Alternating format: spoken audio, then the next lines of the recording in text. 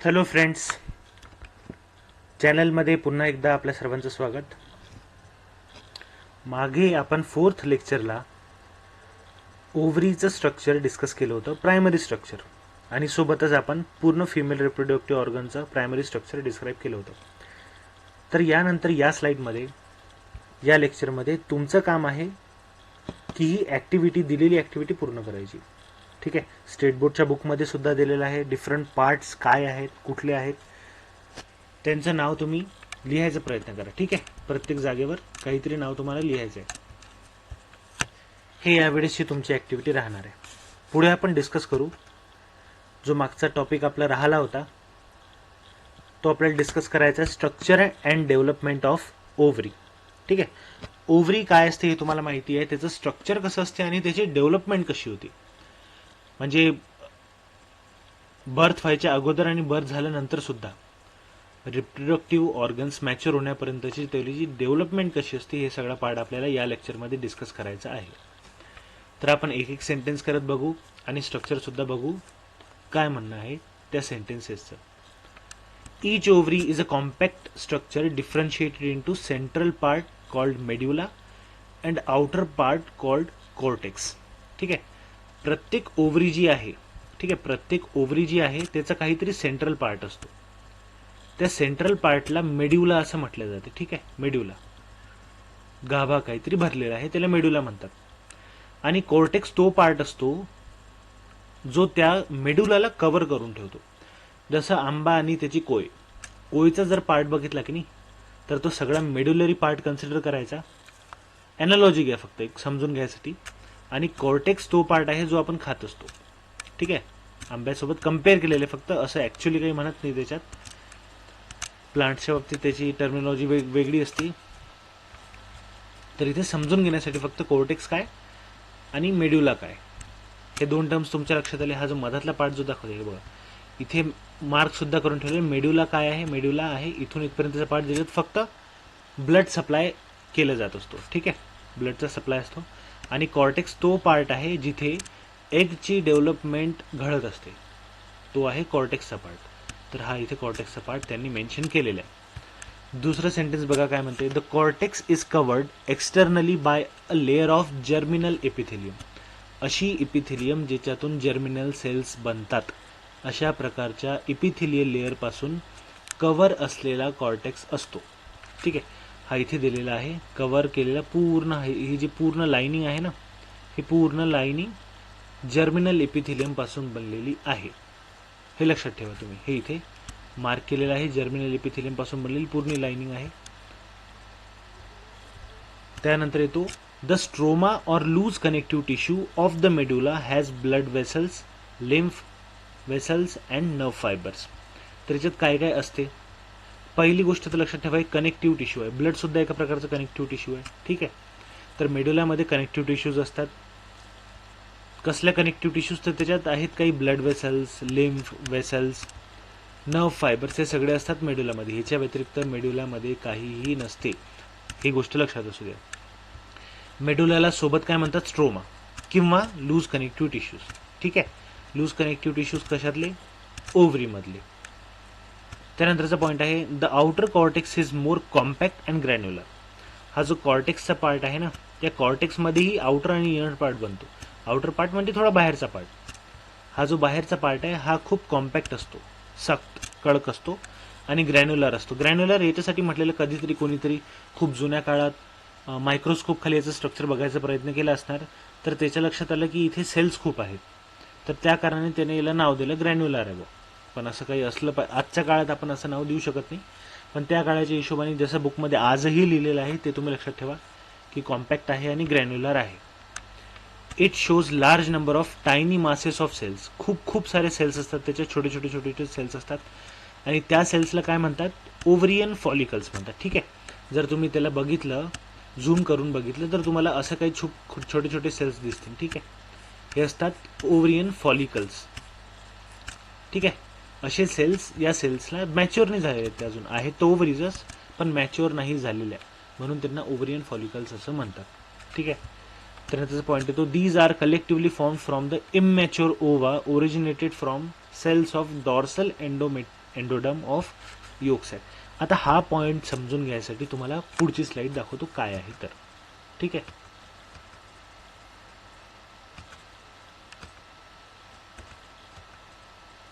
हे बघा, structure and development of ovary याच्यात दिलेला आहे हा आपला undifferentiated state of posterior body wall. ठीक आहे. ही बॉडी आहे जी अजून डेव्हलप व्हायची आहे. याच्यात आहे योक स्टॉक, ही आहे गोनाडल रिज. वेगवेगळ्या टर्म्स आहेत, तुम्ही फक्त लक्षात ठेवा कुठे काय असते, बाकी काहीच नाही. ठीक आहे. इथून कुठून तरी हार्ट बनणं सुरू होणार आहे आणि इथे योक सॅक असतो. हा आपला गटचा रिजन आहे. हे वेगवेगळे पार्ट्स आहेत. तर इथे कुठेतरी या रिजनमध्ये हे जे रेड कलर आणि पर्पल कलरने मार्क केलेलं आहे, इथे बनते गोनाड्स. गोनाड्स म्हणजेच टेस्टिस आणि ओव्हरी. तर सुरुवात कुठे होते? The cells migrate towards the gonadal ridge. काही सेल्स असतात जे गोनाडल रिचकडे सरकणं सुरू करतात. सेल्ससुद्धा सरकतात बरं, सेल्ससुद्धा मायग्रेट करतात, चालतात ते. या सगळ्या गोष्टींवर रिसर्च चालते की हे होते कसं. तर हे बघा, सुरुवातीला काही अशी जर्म सेल्स असतात, काही कॉर्ड्स बनतात. कॉर्ड्स म्हणजे खूप सारे छोटे छोटे सेल्स आहेत त्याच्यात, एकामागे एक एकामागे एक एकामागे एक लागलेले आहेत, म्हणून ते दिसायला असं वाटते की एक स्ट्रिंग बनलेली आहे सेल्सची, म्हणून त्याला कॉर्ड्स नाव दिले, वेगळं काहीच नाही. ठीक आहे. त्याच्यातही काही मेडुलरी पार्ट असतो आणि कॉर्टेक्सचा पार्ट असतो. आता हे जसे जसे मायग्रेट होतात काही पार्ट्स डिजनरेट होऊन जातात. त्याच सेल्सपैकी काही डिजनरेट होऊन जातात आणि काही आहेत जे कॉर्टेक्सपर्यंत पोचतात. आता हे कॉर्टेक्समध्ये पोचलेले सेल्स आपल्या कामाचे आहेत. यांनाच म्हटलं जातं सेकंडरी 6 कॉर्ड्स. ठीक आहे. प्रायमरी 6 कॉर्ड झाले डिजनरेट.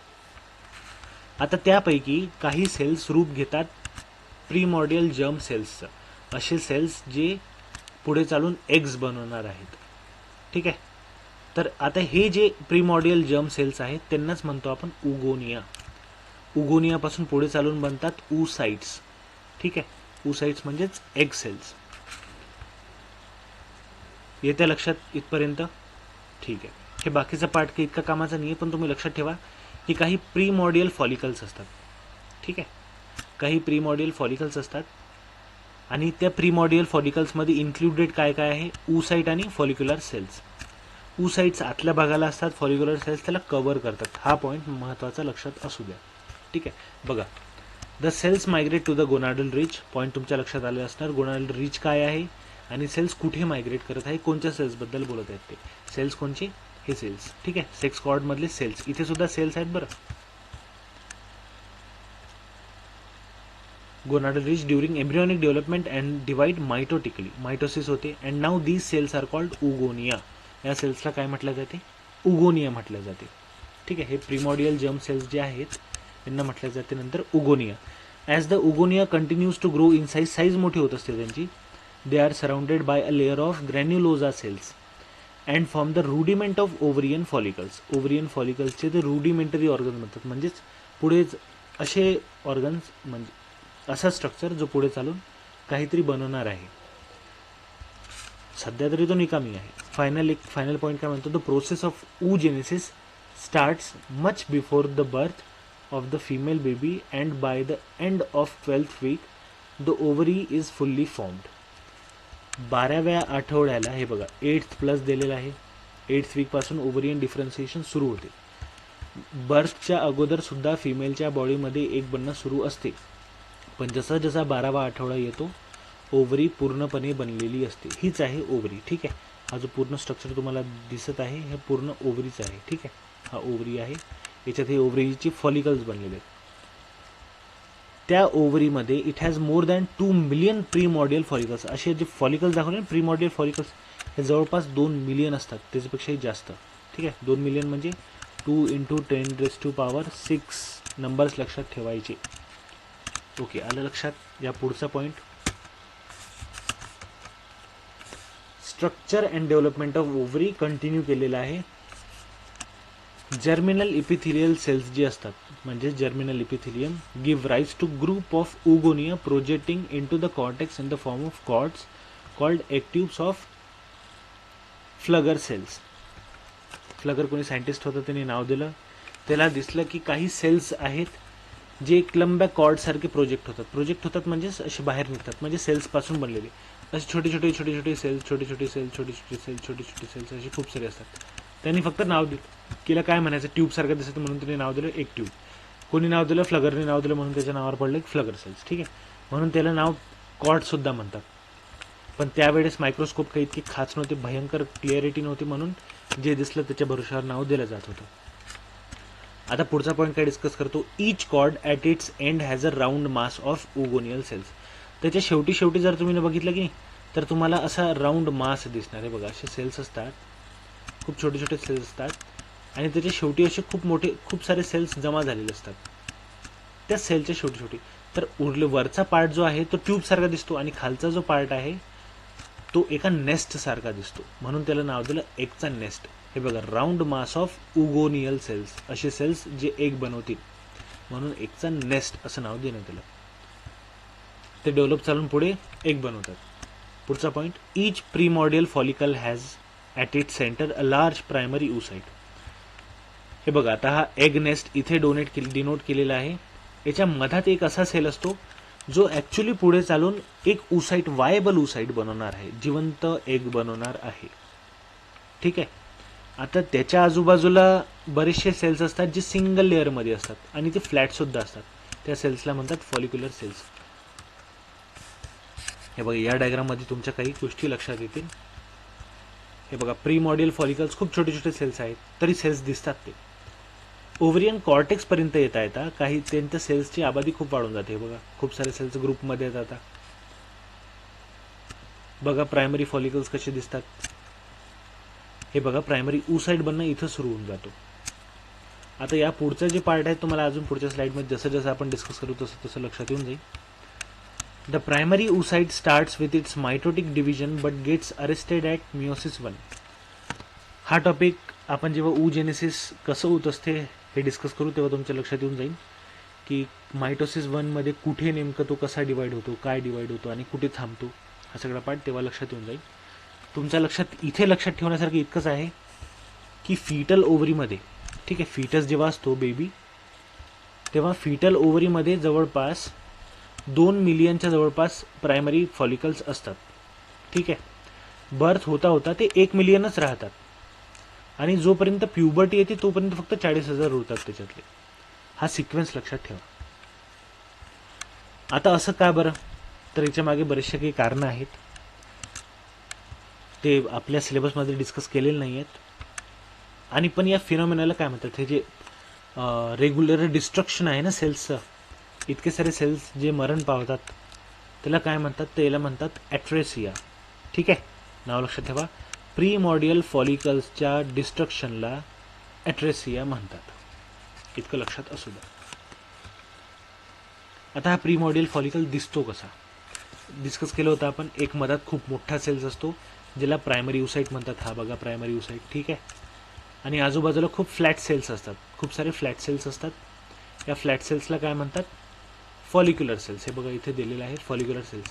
हे सेल्स असे सेल्स आहेत ज्यांना oocyte बनायचं होतं पण ते नाही बनू शकले.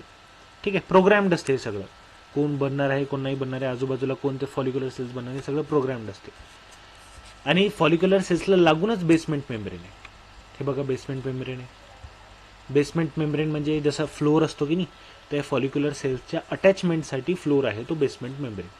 त्या बेसमेंट मेम्ब्रेनच्या पलीकडे काय असते, तर बेसमेंट मेम्ब्रेनच्या पलीकडे आहे स्ट्रोमल सेल्स. स्ट्रोमल सेल्स कुठले सेल्स, कॉर्टेक्समधले स्ट्रोमल सेल्स. ठीक आहे, कॉर्टेक्समधले काही सेल्स आहेत ते असा पार्ट घेतात.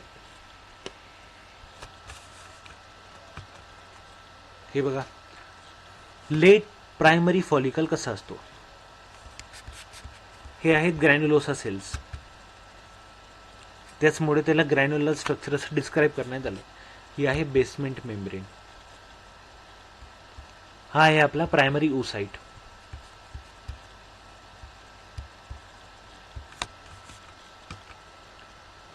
मग फायनली सेकंडरी फॉलिकल्स येतात. सेकंडरी फॉलिकल्स मधले काही जे ग्रॅन्युलर सेल्स होते ना, तर ग्रॅन्युलर सेल्स जागा सोडायला लागतात आणि तिथे खाली जागा बनते. त्या खाली जागेला म्हणतात अँट्रम. तिथे फ्लुइड भरलेला असतो. तो अँट्रम थोडा थोडा करत खूप मोठा होतो आणि खूप सारी जागा रिकामी सोडून देतो. या रिकाम्या जागेला मोठा अँट्रम म्हणायचं, बाकी वेगळं काहीच नाही आहे. बाकी स्ट्रक्चर जसेचे तसेच. ठीक आहे, आता आपला मधातला झाला प्रायमरी oocyte त्या प्रायमरी उसाईटला लागून झोनुला पेलुसिडा नावाची लेयर आहे. ठीक आहे. त्या झोनुला पेलुसिडा लेयरच्या बाजूला लगेच त्याला लागून कोरोना रेडिएटा नावाची लेयर आहे. आणि कोरोना रेडिएटा जिथे संपते तिथे असते ग्रॅन्युलोसा सेल्स. ठीक आहे. आलं इथपर्यंत लक्षात. झोनुला पेलुसिडा एका प्रकारची सेल मेम्ब्रेन आहे. त्याला नाव फक्त वेगळं दिलेलं आहे. झोनुला पेलुसिडा किंवा झोना पेलुसिडा प्रायमरी एग सेलचीच स्वतःची मेम्ब्रेन आहे. इतकं लक्षात असू द्या. जर तुम्ही चांगल्या मायक्रोस्कोप खाली हे स्ट्रक्चर बघितलं तर असं दिसते. कलर वगैरे केलेलं आहे त्याला. प्रायमरी उसाईट काय असते, झोनुला पेलुसिडा काय असते, कोरोना रेडिएटा काय आहे, सेकंडरी फॉलिकल्स काय असतात ग्रॅन्युलर सेलचे, ॲट्रम कसा दिसतो आणि थिका फॉलिक्युला काय आहे. हा पार्ट तुमच्या कामाचा नाही आहे. आणि जर त्यालाच स्कॅनिंग इलेक्ट्रॉन मायक्रोस्कोप खाली बघितलं तर ते दिसायला असं दिसते. इथपर्यंत तुमच्या लक्षात आलं असणार.